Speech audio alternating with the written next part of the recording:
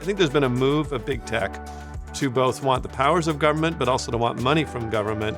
The concentration of government and tech power together is a serious threat to human liberty.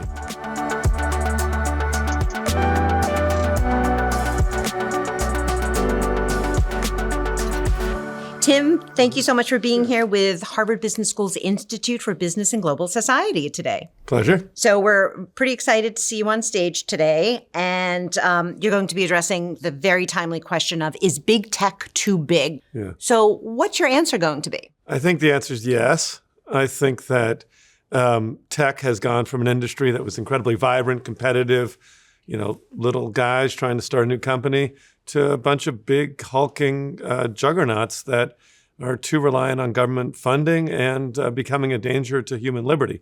So I think the answer is obviously yes. And the American public might be surprised to hear you say that they're relying on government funding. Tell us about that. Well, I think this is kind of new.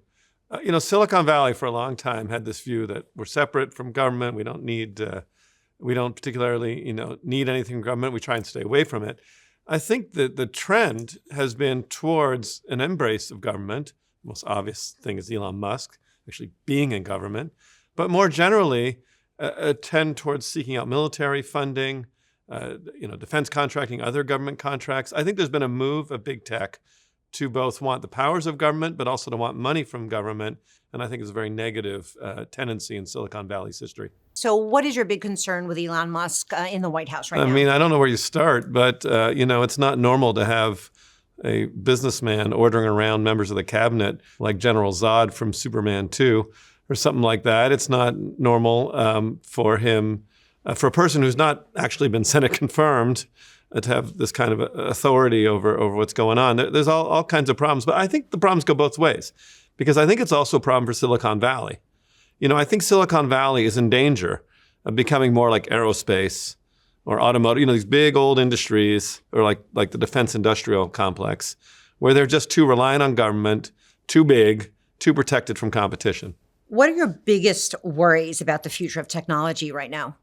I think that it is the concentration of government and tech power together is a serious threat to human liberty. And what I mean by that, if you imagine a future where not only is everything known about you, which already is partially our case, but that the government knows everything too, and, like in China, uses whatever technological measures are possible to try and control our behavior or move people up or move people down. I just think that we are in actual danger of a dystopian future. And I guess that's what I'm worried about.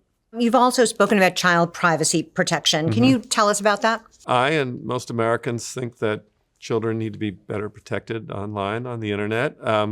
Many parents like me don't let their children use many devices. But even when they do, it seems to me very common sense that their privacy should be more strongly protected than it is.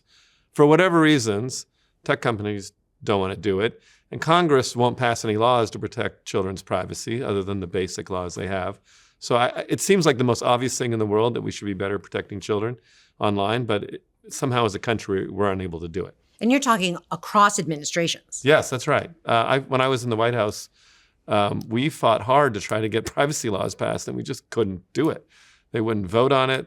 We just couldn't get bills passed. Can you share insights as to why? Because big tech was opposed. I think that's a one-line answer. There's a lot of complicated excuses, but I think when it comes down to it, big tech was opposed and didn't want these laws to pass. Okay. What do you say to critics who argue that American tech dominance is a strategic asset and that we're weakening it with regulation? I agree that American tech dominance is an asset. I think the way you keep your tech company, your tech industry strong is you force them to compete and you don't let them be monopolists. Monopolies have a historic tendency to be fat and lazy.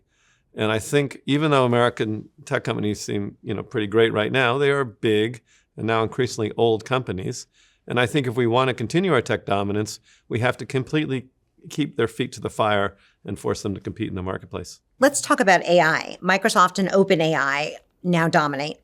Are AI monopolies different from traditional monopolies? I think what we want, so yes, first of all, AI, being able to replicate humans has a particular power, and I think is particular challenge to human autonomy. So there's that. There's the idea of us being displaced. But I also think what we want is we don't want AI, which is new technology, just to be an extension of the old monopolies, Google, Microsoft, and so forth. AI should be its own industry. The same way tech was its own industry. I mean, the internet industry challenged the phone companies, challenged the old computer companies like IBM.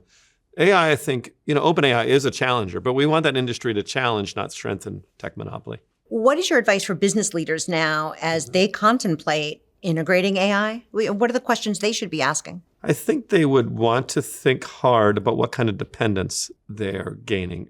A danger for any business is becoming too dependent on somebody else.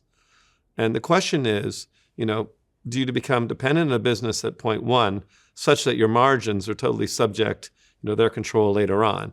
I think this has been a constant challenge for those who have dealt with the tech industry. Is at first it seems like this great deal.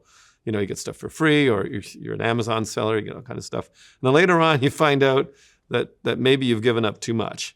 So any business that's sort of jumping into AI and wanting to implement AI, I think needs to be very careful to make sure they actually control their own business in the future. What will you be watching as you monitor what the Trump administration does when it comes to big tech regulation? The big question is whether, J.D. Vance was a critic of big tech, a believer that, the tech industry become too powerful.